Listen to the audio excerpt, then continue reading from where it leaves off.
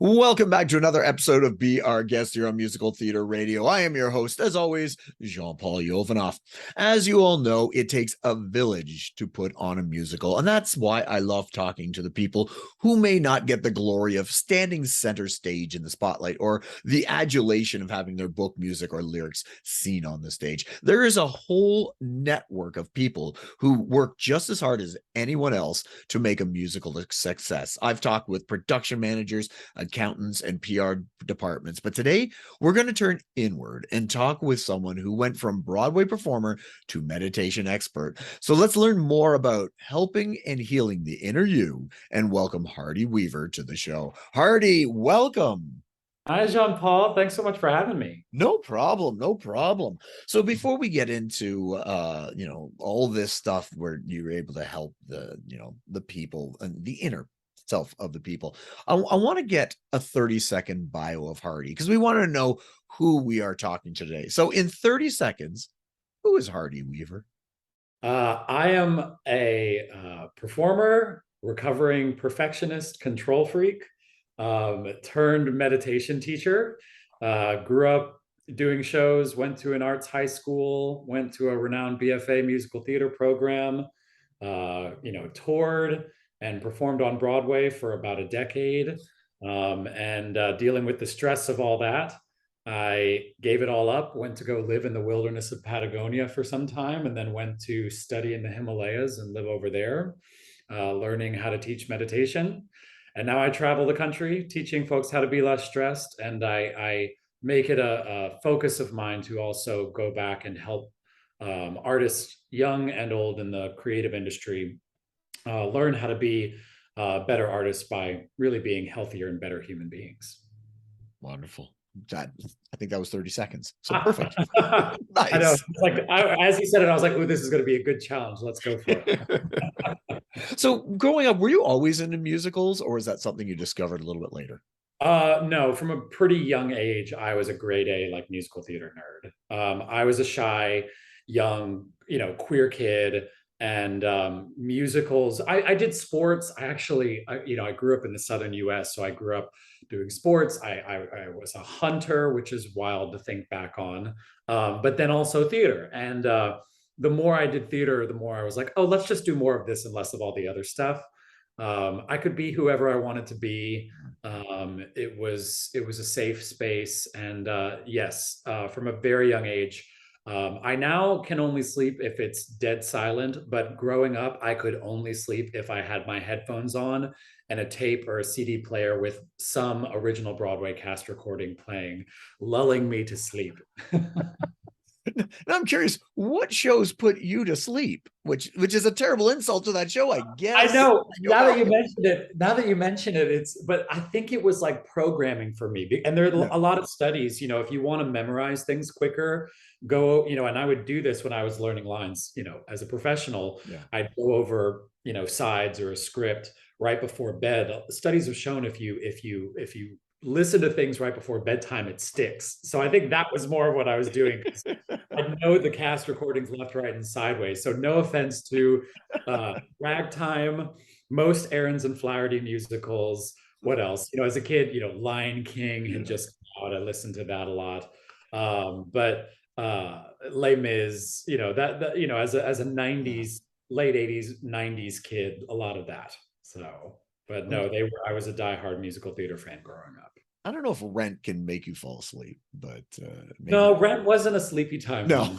Listening to the opening of Ragtime, that I don't know how it did, but somehow I would get really jazzed about it, and then at some point it would help me go to bed. As a side note, I saw Ragtime here in Toronto before it moved to Broadway. Oh, wow. Oh my God, it was so good, so good. I wish and that I had the CD of that recording, and now it's hard to find. It's not on iTunes. It's tricky to find, but that's a show that if I could go back in time, I wish I could see. Totally understandable. Totally agreed. So let's move forward a bit. So you were in a Broadway show, you said, and what was the trigger to what was happening in your life that made you transition from being in the show to where you are now? Yeah. So I had I was really anti any of this stuff. I consider, I think in the theater community we have, it's the suffering artist mentality. In order to be a productive creative in any way, shape, or form, I've got to have a really hard time, and my trauma is what like gives me my like material and my oomph. And so why would I want to be less stressed? Stress gives me my edge. It's what drives me. It's what gets me, keeps me sharp. And I didn't want to do any of what I call like the woo-woo stuff. I don't meditate. I don't do any of that. And so I had been working and touring, right out of college. I booked the national tour of Footloose, and then hopped right over to the national tour of Cats. And then was in and out of New York a lot. And really where I first started dealing with the major effects of stress was my first year back in New York. I quit, Cats after about 9 months, and I was cocky. I was like, oh, let me just hop onto the next thing. And so I go back to New York and cut to 130 auditions and cuts later, and I had the reality check of, oh wow, this won't be just handed to me. I've got to really keep working. And so I was dealing with chronic anxiety and insomnia and occasional panic attacks and some other things. And I would try some meditation apps, or go to yoga class, and that would give me a quick wave of relaxation, but it wasn't really addressing the core nervous system issues I was having. And so I was back out on the road with a chorus line. No, I had finished the tour of a chorus line, and then I was doing a production of it at Pittsburgh Civic Light Opera, a great regional theater in Pennsylvania. And a colleague of mine in the show, I was Bobby, she was Sheila, and we're the two, jaded, bitter characters in the show. And here we are talking. She's telling me about meditation, and I was like, "Oh God, no, that's not for me. I don't do that kind of stuff." And I waited another year, and I at that point I had booked Book of Mormon, and I opened the Chicago company of that in 10 years ago, right? October, November of 2012. And so I was in a hit show. Mormon had just blown up, and was in a stable, you know, high earning show. The job that you dream about in theater that you never think you're going to get, stable, and exciting and all that. And but I was, my life on paper was perfect, but I was still stressed as heck, and just, I didn't know what to do. I knew I should be enjoying my life more. And so, yeah, I heard, someone had mentioned this style of meditation. And so I very skeptically went and learned, and it changed my life. A lot of styles of meditation that we think of are, focus, concentrate, sit in that, lotus position with your hands in a certain way. And every time I would try those, I'd just be like, God, this sucks. This is terrible. Like, this is not comfortable, and I can't do it. And so those styles, they weren't designed for people like us. They were designed for monks, people living very reclusive, disciplined lifestyles. And so this style, Vedic meditation, it was designed thousands of years ago for people like us, people with jobs and relationships and demands. And so it's incredibly simple. You're sitting with your back supported. You're not having to clear the mind. You're just letting the mind be. Thoughts are welcome. I've meditated backstage at Broadway shows, during rehearsal, on the subway. It's meant to, be easily integrated, but have massive, impact. It's giving our bodies access to about rest that's about 5 times deeper than sleep. And so, anyways, I was shocked at how simple it was. I found myself sleeping through the night for the first time in years. I never had a panic attack again. My anxiety eased up. But then also, working as a performer, I was known in the industry as being an understudy. And so I was, I had my features in the ensemble, but then I covered 3 or 4 tracks.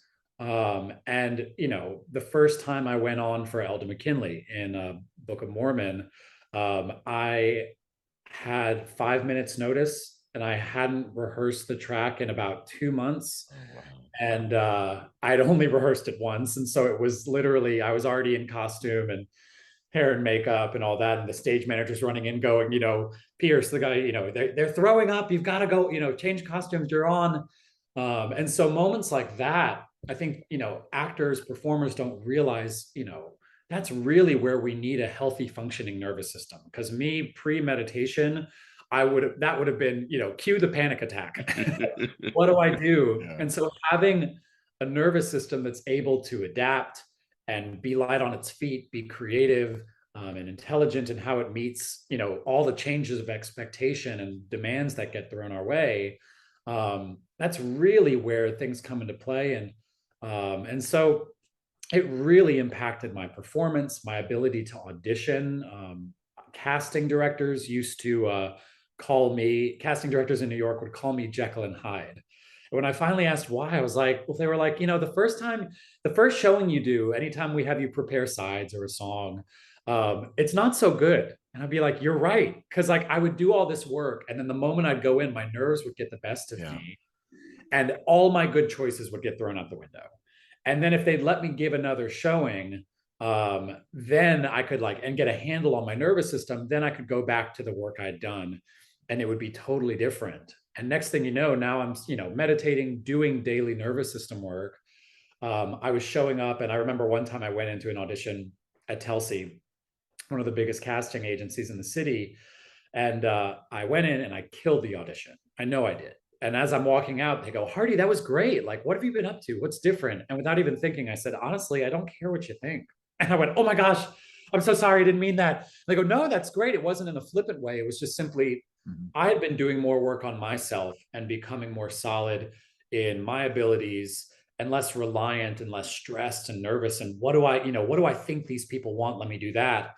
And the moment I started doing that, that's when I started booking more work. So it totally changed my life, my performance.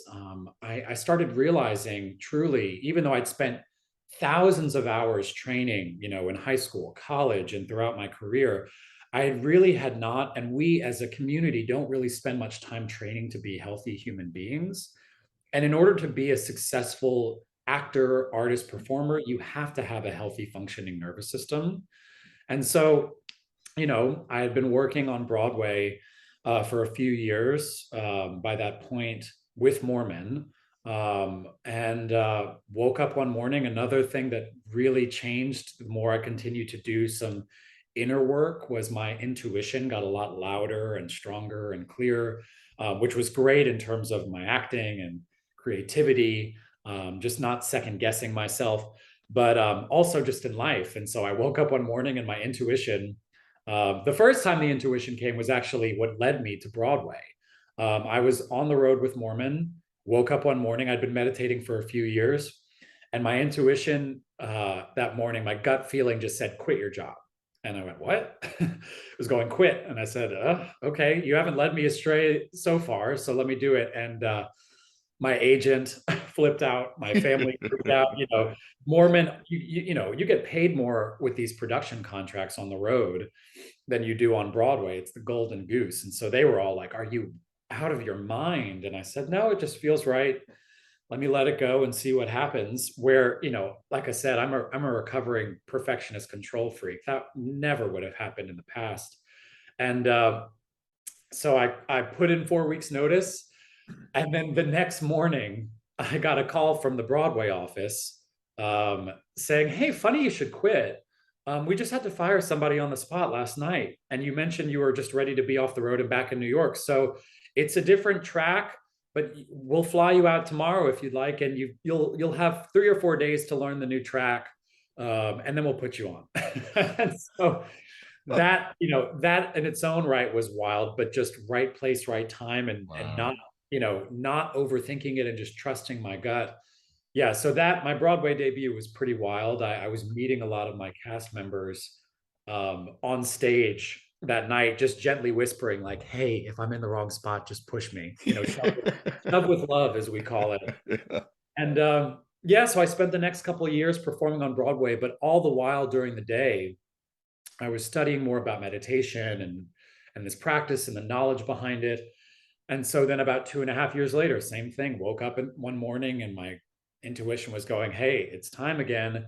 I went, really? But no, this is like it. This is the dream life where I dreamed ever since I was a kid of living in the East Village and performing on Broadway. But I realized, and I was so glad I'd been doing the work up to this point, where for so many of us as artists and performers, the theater industry is so unique in that we've been told there's this one little location with about 40 theaters that define you as a success or a failure. And it's just such a trap for all of us, for those who don't quote unquote make it. It leads to, I have so many friends who have done amazing things. Their resumes are packed, but they haven't gotten a Broadway show, and they really have a hard time thinking, oh, I'm a failure, when they're anything but. Yeah. And then the people who do get it, they're 23, 24, 25, and they've quote unquote achieved their life's dream. Well, now what? This didn't solve my problems. It didn't fix me as a human being. And so I don't know what to do. And so I was glad that I'd sort of moved beyond that and, enjoyed my time, but also started to study other things. So yeah, I woke up one morning, decided to quit. And the first thing that popped in my head was, let me have a total pattern interrupt. Let me go and just be off the grid. And I did this outdoor education program where they throw you out in the wilderness with some folks and you learn how to be self-sufficient in nature. This was down in southern Chile in Patagonia. And then, yeah, with meditation, I realized I loved what this did for me. It changed my life. It made me a better person. It made me a better performer. And so I wanted to learn how to be able to offer this to other people. And so off I went to India, and thinking maybe, hey, maybe I'll just go back and start performing again. But I really had no plan. I gave up my home. I gave up everything about my dream life, and leapt. And so I came back from India, and yeah, people were curious and wanting to learn more. And so without really even thinking about it, I became a full-time meditation teacher, which if you would have asked me even like 6 or 7 years ago, I would have been like, are you kidding me? But it's been great. But now in the past few years, meditation's been my main thing, but it's been really interesting to see how theater has started to creep back into my life. Mhm. You made some great points. I love the fact you said, I don't care what you think. And it is so true. Especially in this industry, you go into an audition, and you're like, what are they thinking? What do they want? And it's kind of like, I compare it to golf. You're not competing against anybody else. You're competing against yourself, and you can't control what happens. And you just go in, do your best, and do it. Yeah. It's very freeing. I remember, I won't name names, but I remember being in a call for a production where I was in for an ensemble track and a covering the lead. This was a big Broadway revival, and it was down to me and about 7 or 8 people, and they lined us up, and there were 2 main casting directors, one who was very much for me and a big supporter of me, and the other one not so much. And they did the typical, they line you up and they say, oh, talk amongst yourselves, when they're really 6 feet away from you, whispering about you. And I remember, one of the fellows like saying, oh, he's great. It would be, yes, he's a little bit different for this role, but like he really could do it well. And the other one's going, no, are you crazy? His eyes are uneven. He's got big ears. He's lanky. He's too tall, and I just sort of had to sit there. And this was, after years of getting used to that kind of stuff.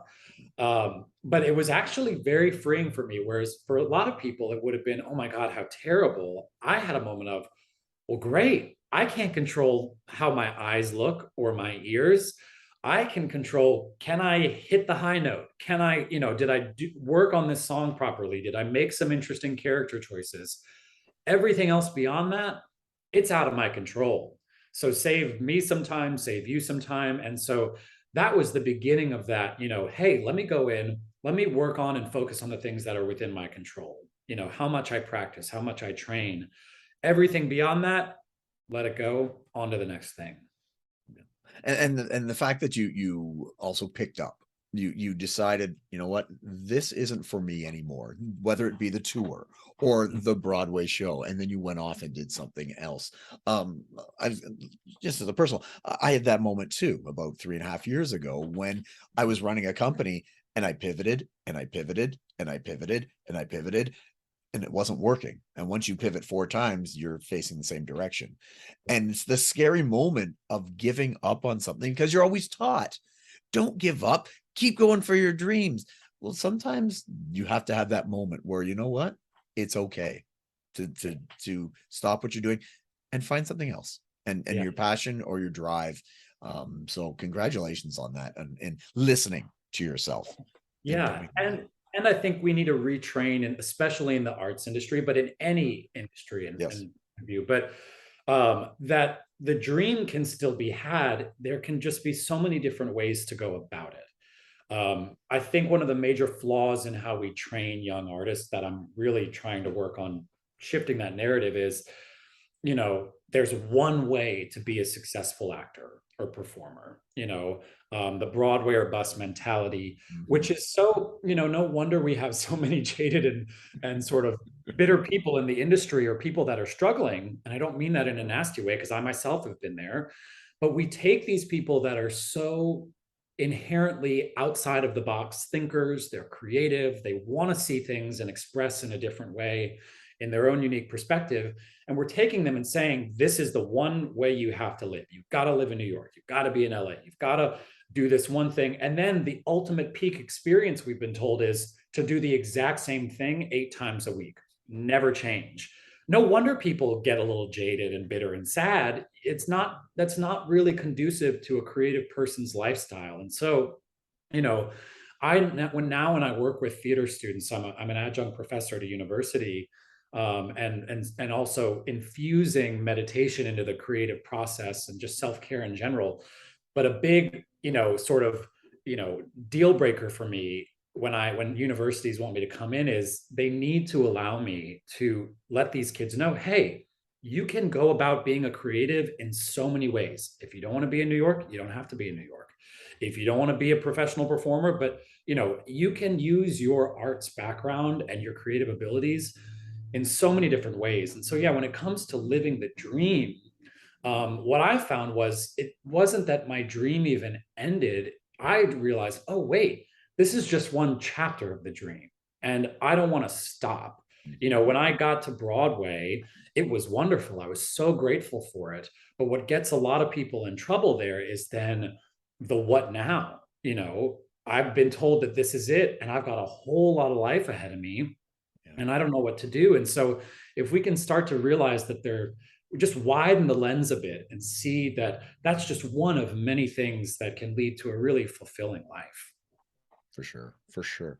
So let's talk a little bit about your business and the benefits. Like what benefits have you found of meditation? Yeah. And there's so many different styles of meditation out Mm, there. Like you can open up the app, all these apps and stuff. And so how this style is different from most others is the level of rest that you're getting. Whereas most styles are really just relaxation techniques, which is lovely, has its benefit, can get us, if we're in the thick of life or stress or demand, we can just sort of ease up on things, just feel a wave of relaxation. But in the long run, I think of it from personal experience. It's sort of like putting a band-aid on a wound. Like we're not actually addressing yeah, the issue that's causing us to be stressed. And so, all stress really stems from a lack of adaptability. I can't control. We get all these unexpected things that get thrown at us every day. I'm stuck in traffic, or the deadline gets pushed up at work, or especially in theater, just so many things that are beyond our control. And so, what is within our control, our ability to respond to that and adapt. And so, if I can, just roll with the punches, then, I'm not stressing out. But stress just comes from, when we have no energy left to adapt to all of those uncontrollable changes of expectation that come every day. The body basically goes, well, if you're not going to adapt, I got nothing left except for this very primal fight or flight mechanism. And so what's happening when we say we stress out, it's even though, you know, the barista just gave me the wrong drink at Starbucks, I'm reacting like I'm being attacked by a tiger. When it's like, oh, I'm just, you know, I just really snapped at the barista. Body's going, I don't know what to do. And so if we really want to be less stressed, more present, and more fulfilled in our lives, we've got to become more adaptive. And the best way to do that is just to get more rest. We've all said it before when we're sick or tired or stressed. I just need to get some sleep. I just need to take it easy. But for most of us, that sleep really isn't that deep of a level of rest. And so, you know, what this is really doing is it's a simple, laid back way to give the body access, like I was saying before, to rest. Studies have shown, you know, measuring, you know, things like blood pressure, heart rate, metabolic rate, oxygen consumption rate. It's rest that's about 5 times deeper than sleep. And when the body's in that state, it knows what to do. The parasympathetic nervous system kicks into gear and starts to actively, you know, it's the part of our body that's in charge of restoring, re-energizing, repairing, throwing off stress. And so it's just giving ourselves time in that really deep state. I think of it, it's like brushing your teeth for your nervous system. Like, think if you didn't brush your teeth twice a day every day, it wouldn't take long for it to be pretty unpleasant for you and for everybody else around you. Well, the same thing's happening with stress. I mean, hopefully we're not having massive trauma every day, but we're having some little stresses, some big stresses, and that piles up. The body holds on to that and causes us to be less healthy, less happy, less efficient. And so all that we're doing here is every day we're giving ourselves quick, deep, efficient rest that allows the nervous system time to just scrub off a little bit of that stuff, refill our tanks so we don't add to our stress levels. We have the energy to meet the demands of the day. And so, yeah, it allows us over time to become more adaptive, healthier, and yes, more relaxed, but as a byproduct versus a lot of other styles. And like I said, this style, you know, you sit comfortably with your back supported. You don't have to be in a dark, quiet space or concentrate or control the mind. It's just lazy people's meditation, which when I heard that, I was like, oh, like I get to sit on my butt and not do much and be better. That sounds great versus, you know, all these other styles, you know, they're just so hard to integrate because we're doing more focusing, more thinking, more effort, where that's what's getting us into trouble in the first place. Like, what makes us think that more thinking is going to solve our overthinking problem, or more complexity and focus is going to, you know, solve our, you know, overcomplicating things in life problem. So what we need, I was the person when I sat in on an intro talk for this style, I raised my hand in the back when they opened it up to questions, and I was like, I'm sorry, I think this is BS. I was that kind of person. Yeah. And I was just saying, you know, how can something so simple have this kind of effect in our lives? And now that I've done it, I realize in a world where everything is so freaking complicated and we overthink and we, you know, there's so much effort and go, and busier is better. It is a radical act to practice simplicity and to be easy, to give our bodies a break. And that's really what kept me with it in the early months. Was my schedule was 8 shows a week. When you know, one day off, Monday, and Monday was basically, I was just in a heap. I was always on vocal rest, being a tenor one, especially in these, you know, more poppy shows like Book of Mormon, where I might as well be an alto. And, you know, when I wasn't performing, I was in physical therapy. I was training in class, auditioning. And so the rest of my day was so demanding. This was my gift to myself, where I didn't have to be in charge. I didn't have to be in control. And it had a profound impact. And so what I've found is what we need in terms of self-care, it's in doing less, we end up accomplishing more, versus a lot of other styles where it's more, go. That's what's getting us into trouble in the first place. Nice. Is in life and in theater in general, like you said, there's stressful moments, like 5 minutes, go on, do this new part Yeah. and things like that.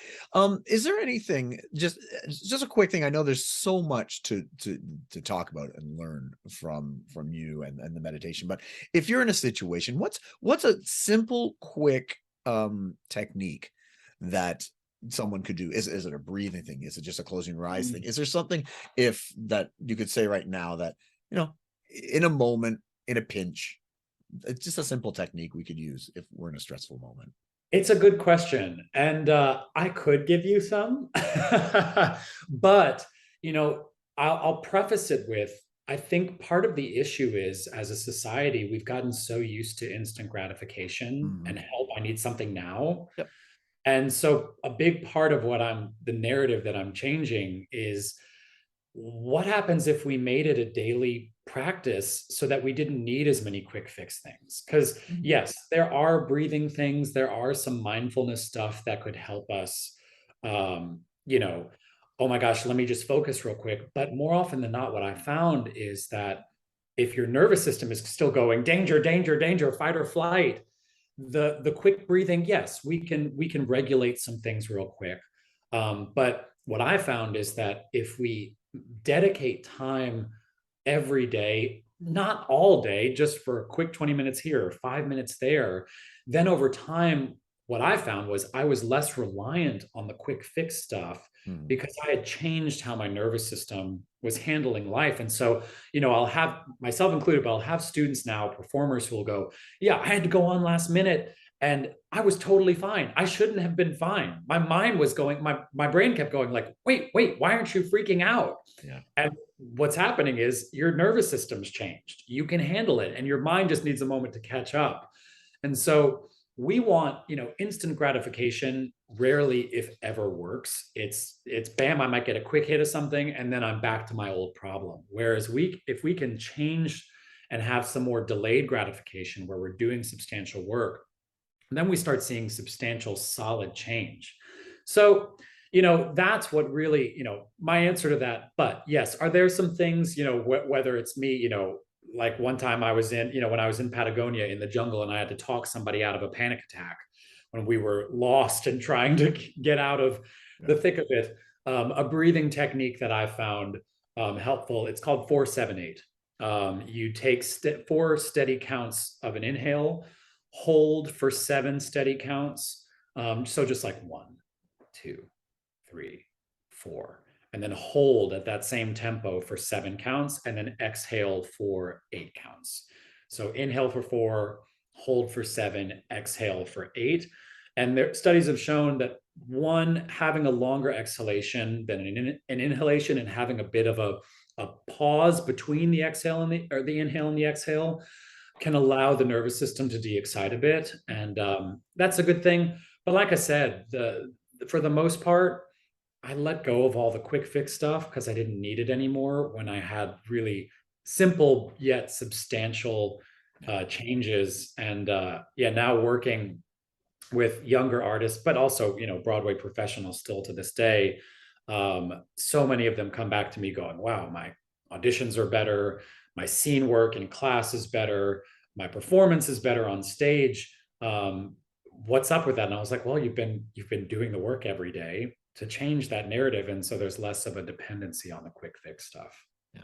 We spend so much time on our outer and not so much inner. Like we practice singing, we go to teachers, we practice dance, we practice acting, we do all that, but we forget about the other part that, you know, as much as singing, acting, and dancing is great, this inner working on that you talk about will be viable throughout anything in your life, right? Yeah, that's the thing. And especially when it comes to our performance, you know, um, in order to be a great actor, you have to have a healthy nervous system, you know, and I don't know why we don't do more work on that because, you know, I've been in so many scene study classes since I was a kid. And, you know, I myself have been there. I've watched countless actors be there where, you know, I have to get to this emotional state and have it, and I have to get to whatever the scene's calling for, and I have to do it 8 times a week, and I have to be honest about it, authentic about it. And you come across so many actors who either can't get there because there's so many walls up because of their nervous system, or they do get there, but then they're a wreck because they can't control it, and up and out it's coming, and they can't get a handle on it. And so, how do we find a healthy way to reach these emotional states, but not lose ourselves or have it become unsustainable from a mental health perspective? So there's that, you know, from a creative perspective, we need to have a healthy nervous system, but it just also as human beings, yeah, we you know, and the theater industry is having a pretty a wonderfully large reckoning, and we need more of it when it comes to treatment of everyone in the industry. And a big part of that is, we as creatives deserve to be healthy, vibrant, and productive as humans, not just pieces of meat, Yeah. And so this is, I find, a good way to really shift that narrative, if just talking about it. That's fantastic. You've brought up many fantastic points, and some people never even might have thought of. And I thank you for coming on and talking to us about this and introducing yourself to the listeners. So this is the who, what, where, why. How do we learn more about you, Hardy, and the Hardy Weaver meditation? How do we get in touch with you if we want to know more information and that sort of thing? Yeah, so feel free to hop onto my website. It's hardyweaver.com. It's got information on the style of meditation I teach, where I'm teaching. If I can't come and teach you, I've got colleagues all over who can. I've also developed for universities musical theater programs and theater programs in general. I call it the Healthy Artist Masterclass, where universities bring me in, and I do a week-long workshop where I teach students how to meditate. But then we also do theater courses, but they're all geared around the application of the knowledge that we're learning in terms of self-care and the nervous system work, and how do I apply that into my scene work, my song, my dance, and my all of that.